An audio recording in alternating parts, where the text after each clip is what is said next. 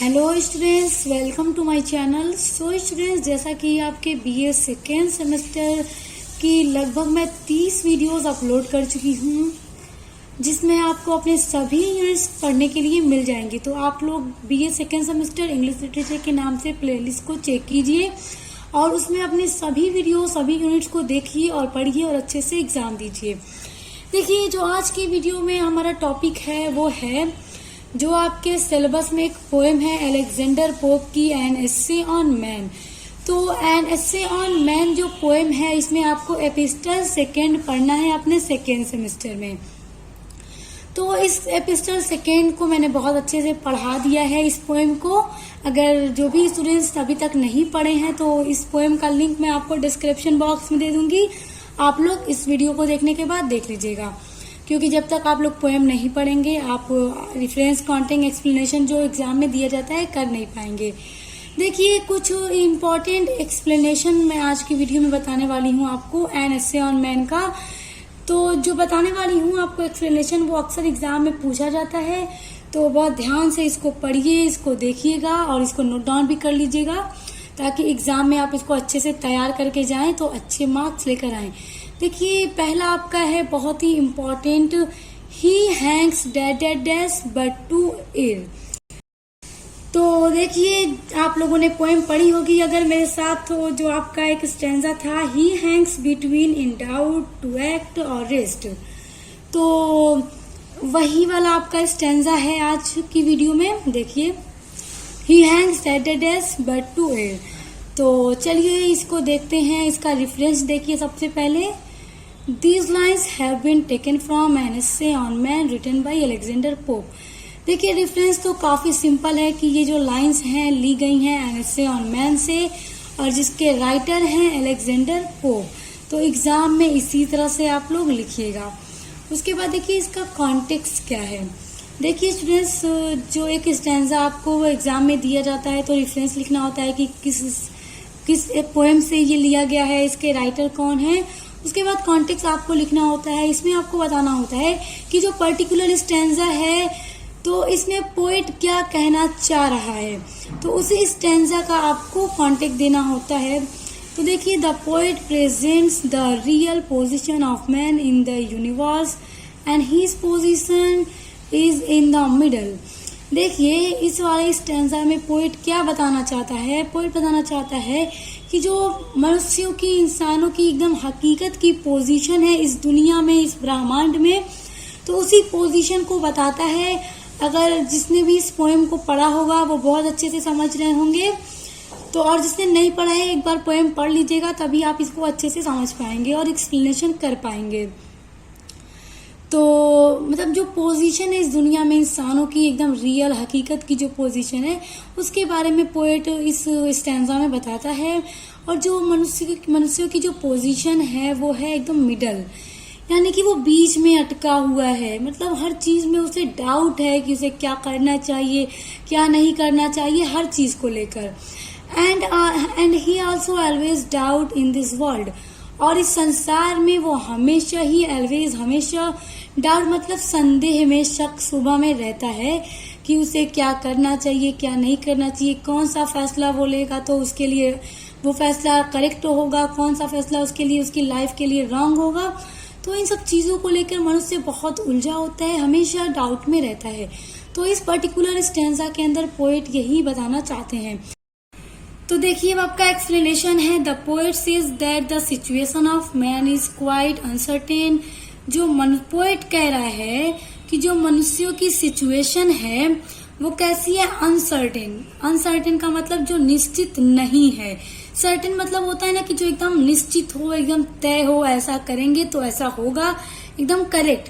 लेकिन इस दुनिया में इंसान एकदम, आप किसी भी कार्य को लेकर एकदम सर्टेन नहीं है कि मैं अगर ये काम इतनी मेहनत से कर रहा हूँ तो मुझे इसका फल मिलेगा या नहीं मिलेगा, मैं इस काम में सक्सेस हो जाऊंगा या नहीं हो जाऊंगा। बहुत सारे स्टूडेंट्स एग्जाम देने के बाद भी कंफ्यूज रहते हैं कि मैं पास हो जाऊंगा या नहीं होऊंगा, जितना मैंने लिखा है। तो क्या है कि इंसान एकदम खुद में सर्टेन नहीं है, अनसर्टेन होता है। He is continuously hanging between faith and doubt, and so he fails to take any strong and final decision। देखिए, he is continuously hanging, hanging मतलब टंगा हुआ या लटका हुआ। कंटिन्यूअसली मतलब होता है लगातार, तो वह लगातार हैंगिंग यानी लटका हुआ है। बिटवीन मतलब बीच में, फेथ यानी विश्वास, एंड और डाउट यानी संदेह, यानी कि मनुष्य क्या है कि हमेशा विश्वास और संदेह के बीच में लटका हुआ है कि किस पर वो भरोसा करे, किस पे वो शक करे, कौन सा वो कार्य करे, कौन सा न करे, आराम करे या काम करे। इसी तरह से इंसान कभी मतलब एकदम किसी चीज को क्या है लेकर मतलब सर्टेन नहीं होता, वो बीच में हमेशा लटका हुआ होता है। सो ही फेल्स यानी कि सो ही फेल्स यानी वो फेल हो जाता है। फेल मतलब असफल हो जाता है।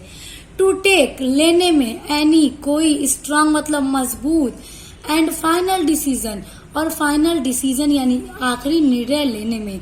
यानी मनुष्य को अगर कुछ करना है तो वो उसका एकदम फाइनल और करेक्ट डिसीजन लेने में, निर्णय लेने में फेल हो जाता है।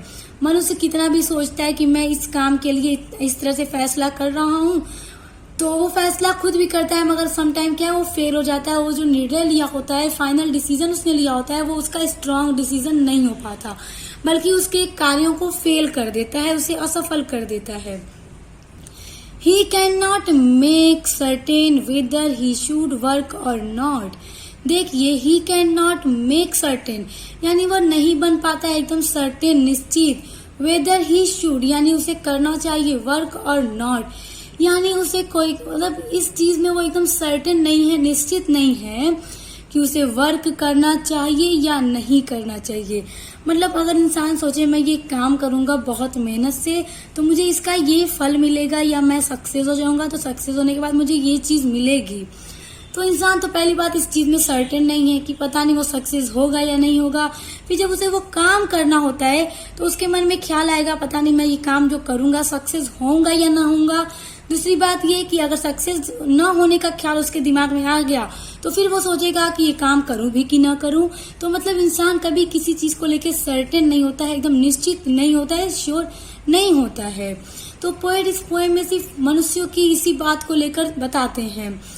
बहुत अच्छी पोएम है, बहुत अच्छी पोएम है, इंटरेस्टिंग पोएम है। अगर आपने नहीं पढ़ी तो एक बार जरूर पढ़िएगा क्योंकि इम्पोर्टेंट है आपके एग्जाम के लिए।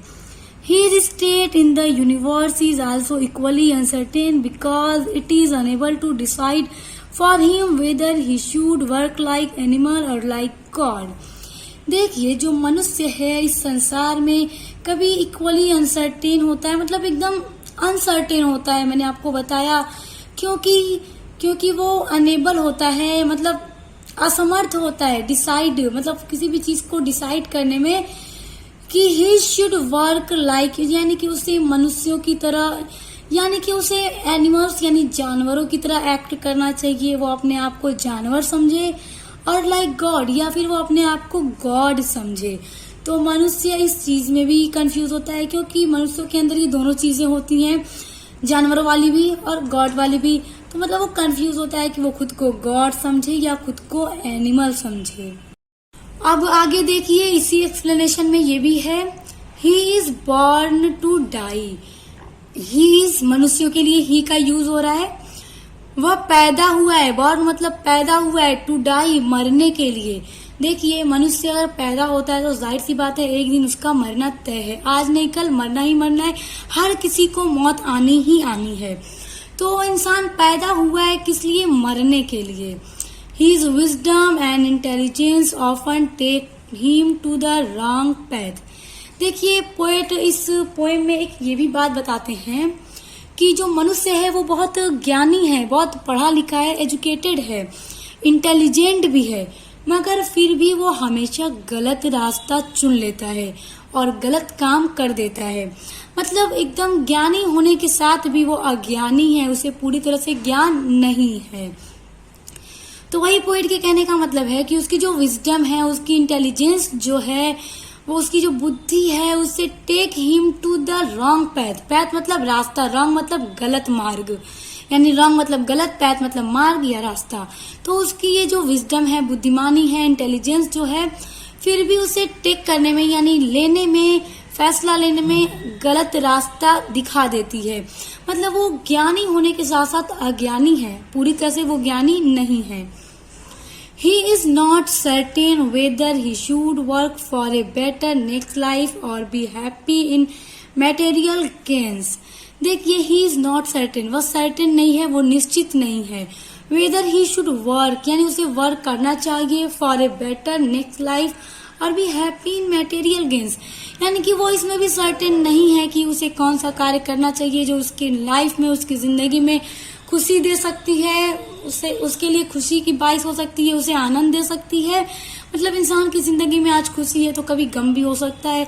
तो इस तरह से इंसान क्या है, कभी सर्टेन नहीं है, उसकी लाइफ कभी सर्टेन नहीं है. When he takes the decision of choosing one of them, देखिए, वेन जब ही टेक्स लेता है, वो लेता है डिसीजन यानी कोई फैसला, of choosing one of them यानी किसी भी बहुत सारे फैसले में से अगर वो चूज करके कोई एक अच्छा सा फैसला लेता है अपनी लाइफ के लिए. ही ऑफन, ही मतलब वह, ऑफन मतलब प्राय, हमेशा. मेक्स मिस्टेक, वह मिस्टेक कर देता है, गलतियां कर देता है. And goes on the wrong path, और वो चला जाता है. एंड गोज, वो चला जाता है. ऑन मतलब पर, रॉन्ग मतलब गलत, पैथ मतलब रास्ता. यानी कि वो अगर बहुत सारे ऑप्शंस में से कोई एक ऑप्शन चुनता है जो उसके लिए देखने में बेस्ट हो, क्योंकि वो बुद्धिमान है, पढ़ा लिखा है, एजुकेटेड है, तो वो अच्छा निर्णय लेता है अपने देखने में, मगर फिर भी वो गलत रास्ते पर चला जाता है. क्योंकि इस पोएम में अलेक्जेंडर पोप ये कहते हैं कि जो इंसान है वो खुद ही अपना सौभाग्य बनाता है, अपनी किस्मत बनाता है. वो अपने कर्मों से ही अपने लिए अच्छा रास्ता भी चुनता है और गलत रास्ता भी चुनता है. तो अगर मनुष्य की जिंदगी में गलतियां हो रही हैं और वो गलत रास्ता चुन के बर्बाद हो गया, तो वो खुद उसके कार्यों की वजह से हुआ है. तो स्टूडेंट्स, ये एक्सप्लेनेशन आप लोग बहुत अच्छे से लर्न कर लीजिएगा, बहुत इंपॉर्टेंट है, एग्जाम में आएगा भी. तो उम्मीद करती हूँ आपको बहुत अच्छे से समझ में आ गया होगा. तो अब देखिए, एक और आपका स्टैंजा है इस पोएम में. देखिए, created half dash of the world. देखिए, ये वाला स्टैंजा भी, पूरी पोएम मैंने आपको पढ़ा रखी है. तो इस वाले स्टैंजा में पोएट क्या कहते हैं, देखिए, रेफरेंस की बात करें तो एज एबोव, यानी कि जो अभी ऊपर हमने पहले वाली स्टैंजा में देखा, सेम वही डिफरेंस आपका यहाँ पर भी होगा कि कहाँ से लिया गया है, राइटर कौन है.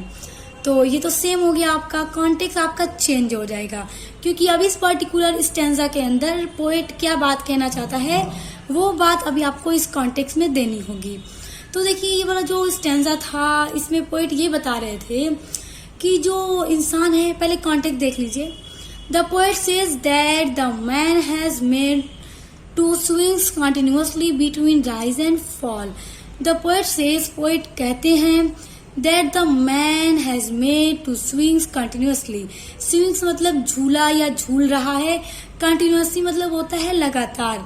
तो जो मैन है, मैन हैज मेड, इंसानों को ऐसा ही बनाया गया है गॉड के द्वारा कि वो लगातार झूलता है बिटवीन, बीच में, राइज एंड फॉल, उतार चढ़ाव के. राइज मतलब ऊपर उठना, एंड और फॉल मतलब नीचे की ओर जाना, गिरना. तो मनुष्य की ये जो जिंदगी है वो लटकी हुई है बीच में, इस तरह से कि वो कभी ऊपर भी उठ सकता है, नीचे भी गिर सकता है. और वो कैसे ऊपर नीचे गिरता है, पोएट का ये कहना है कि वो अपने ही कार्यों से खुद को ऊपर भी उठा सकता है और अपने ही कार्यों से खुद को नीचे भी गिरा सकता है. अब ये उसके ऊपर डिपेंड है कि वो अपने लिए अच्छा रास्ता चुनता है या गलत रास्ता चुनता है. तो इस स्टैंजा के अंदर पोएट यही बात कहना चाहते हैं कि मनुष्य अपना रास्ता खुद चुनता है, ऊपर खुद ही उठाता है, नीचे खुद ही गिराता है. They have become the part of his life. They have become, बन गया है, यानी वे बन गया है, पार्ट यानी उसकी जिंदगी का एक पार्ट बन गया है, एक अंग बन गया है. And he can never enjoy stability in his life. And he मतलब वह, कैन नेवर, कैन मतलब सकता है, नेवर मतलब कभी नहीं, एंजॉय मतलब आनंद, स्टेबिलिटी मतलब होता है कि एकदम अस्थाई जो जिंदगी है, इन हिज लाइफ, उसकी जिंदगी में जो एकदम अस्थाई है, वो उसका आनंद कभी भी नहीं ले पाता है. पोएट का यहाँ पे क्या कहने का मतलब है कि जो मनुष्य की जिंदगी है वो कभी एक समान नहीं होती.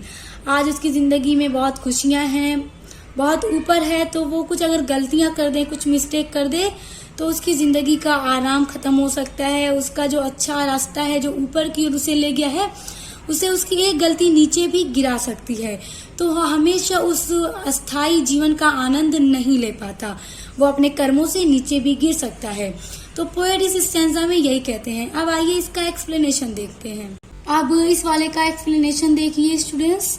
द पोएट सेज, पोएट कहता है, that in this state man runs aimlessly here, यानी कि जो इंसान है इस दुनिया में एमलेसी है, उद्देश्यहीन है और यहाँ रहता है। The rise and falls have become the irreparable part of his life. देखिए, द राइज एंड फॉल, उतार चढ़ाव होना उसकी जिंदगी का एक हिस्सा बन चुका है, क्योंकि अगर आज वो ऊपर है तो कभी नीचे भी गिर सकता है।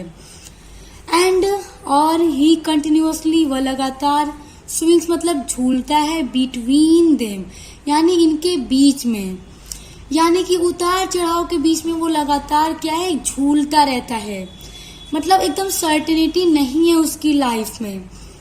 ही can not decide the aim of his life, यानी ही कैन नॉट, वह नहीं कर सकता, डिसाइड फैसला, द एम अपने उद्देश्यों का, ऑफ हिज लाइफ यानी अपने लाइफ में अपने उद्देश्यों का फैसला वो नहीं कर पाता कि उसे किस चीज को अपना उद्देश्य बनाकर कोई कार्य करना चाहिए और वो उसमें सक्सेस हो जाएगा।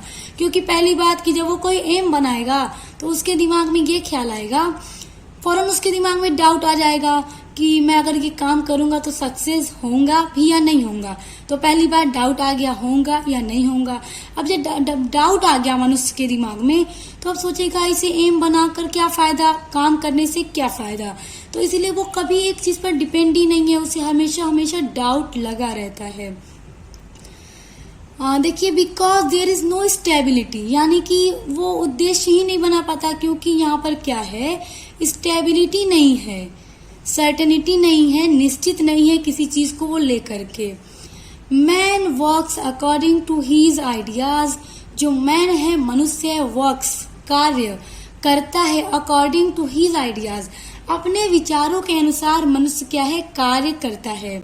He is undoubtedly the master of the world and superior to all the other creatures. अब देखिए, he is यानी वह है, undoubtedly मतलब होता है निश्चित रूप से, यानी कि वह है, कौन है, मनुष्य है एकदम निश्चित रूप से। The master of the world and superior to all, master का मतलब मालिक या स्वामी है, of the world and superior, देखिए सुपेरियर मतलब होता है बेहतर। तो निश्चित रूप से जो मनुष्य है इस संसार में क्या है, हर एक क्रिएचर्स का, जीवों का स्वामी है, मालिक है। देखिए, मैंने आपको पोएम जब पढ़ाई थी तभी ये स्टैंजा बहुत अच्छे से समझा दिया था, तो आपको डाउट नहीं होना चाहिए, अच्छे से समझ में आना चाहिए, क्योंकि बहुत अच्छे से मैंने आपको समझाया था। तो देखिए, यहाँ पे पोएट ये कह रहा है कि दुनिया में जितनी भी चीजें हैं, मनुष्य उनका निश्चित रूप से क्या है, मास्टर है, उनका मालिक है। हर एक क्रिएचर मतलब होता है जीवों का। जैसे स्टूडेंट्स, अगर हम बात करें, देखिए हम जिस वर्ल्ड में रह रहे हैं, जिस जमाने में हम जी रहे हैं, इसमें हर एक चीजें जो बनाई जा रही है, टेक्नोलॉजी जो आ रही है नई नई, तो ये भी मनुष्य के द्वारा ही बनाई जा रही है। तो मनुष्य क्या है, ज्ञानी है, एजुकेटेड है, उतना माइंडेड है, तभी तो हर चीजों का वो आविष्कार कर रहा है। आज जो एरोप्लेन उड़ता है हवा में, उसको भी मनुष्यों ने ही बनाया है। तो पोएट का यही कहना है कि जो हवाई जहाज है, जो पानी में चलने वाला जहाज है, नाव है जो नदी पर चलती है, स्टीमर है, उसके अलावा हर एक चीज, कार भी देख लीजिए, ट्रक देख लीजिए, बस देख लीजिए, ट्रेन देख लीजिए, इन सभी चीजों को देख लीजिए, हर एक चीज मनुष्यों के द्वारा बनाई गई है। और मनुष्य खुद ही क्या है, उसका बहुत ही एकदम निश्चित रूप से उनका क्या है, मास्टर है, उनका मालिक है। स्टिल मतलब होता है फिर भी। It is his fate that he is victim of evils and weaknesses. देखिए, स्टिल यानी फिर भी, फेट मतलब होता है भाग्य, ही इज विक्टिम मतलब होता है पीड़ित, ऑफ एविल्स एंड वीकनेस यानी इन्हीं चीजों से फिर भी वो क्या है कि पीड़ित हो जाता है। किन चीजों से, अपने द्वारा ही बनाई गई चीजों का वो शिकार हो जाता है। देखिए स्टूडेंट्स, यहाँ पे कहने का ये मतलब है कि विक्टिम मतलब होता है पीड़ित हो जाता है, एविल्स मतलब होता है बुराइयां, एंड वीकनेस मतलब कमजोरियां। तो ये जितनी भी चीजें मनुष्यों ने बनाई है उन्हीं से वो पीड़ित भी हो जाता है, उन्हीं की बुराइयों से वो मतलब पीड़ित भी हो जाता है। He falls a prey to poisonous creatures and dies and no can help him in any way। अब देखिए he falls a prey, prey मतलब होता है शिकार, शिकार हो जाता है। to poisonous, poisonous मतलब होता है जहरीला, क्रीचर्स मतलब जीवों का, इन जहरीले जीवों का वो क्या है, शिकार हो जाता है। एंड डाइज और मर भी जाता है। एंड नो कैन, और नो कैन हेल्प यानी कोई भी नहीं कर सकता उसकी मदद, हिम इन एनी वे यानी किसी भी तरह से कोई भी उसकी मदद नहीं कर सकता। देखिए पोएट का ये कहना है कि जितने भी प्राणी संसार में हैं उनमें से अगर सबसे बेहतर कोई प्राणी है तो वो मनुष्य ही है, क्योंकि मनुष्यों को इस गॉड ने बोलने की क्षमता दी, हर कार्य को करने की क्षमता दी, वो हर कार्य खुद कर सकता है, पढ़ा लिखा होता है। मगर अगर हम एक कंपेयर करें इंसानों का जानवरों से, तो क्या जानवर पढ़े लिखे होते हैं? क्या वो लोग डॉक्टर, इंजीनियर, साइंटिस्ट बनते हैं? नहीं बनते। तो पोएट का यही कहना है कि उन सभी में सबसे बेहतर इंसान होता है और उन्हीं का मालिक खुद होता है, फिर भी वो उन्हीं चीजों का शिकार भी हो जाता है। क्योंकि मैंने आपको पहले ही बताया था कि कार का अगर एग्जाम्पल हम ले लें तो कार मनुष्य के द्वारा बनाई गई है, मनुष्य खुद उनका मालिक है, मगर रोड पर कोई एक्सीडेंट हो गया तो वो अपने द्वारा ही बनाई गई चीजों का शिकार हो जाता है और मर भी जाता है। Man will have to choose the path of his life himself.